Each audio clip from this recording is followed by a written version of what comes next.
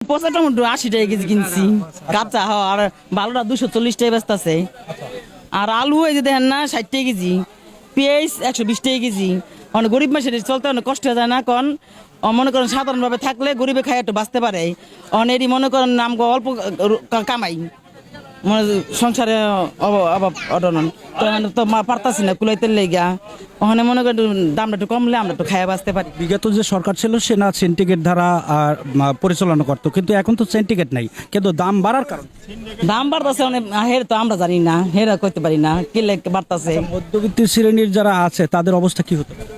অনেক মরণই যে আমরা মধ্যব্যক্তির ভিত্তি আমরা অনেক কষ্ট হইতাছে। আমরা দিনানি দিন খাই, আমরা অনেক কষ্ট করে চলতেছি। আমগো আয় রুজি কম কিন্তু আমগো খরচ বেশি। সরকারের কাছে আপনাদের আহ্বান কি?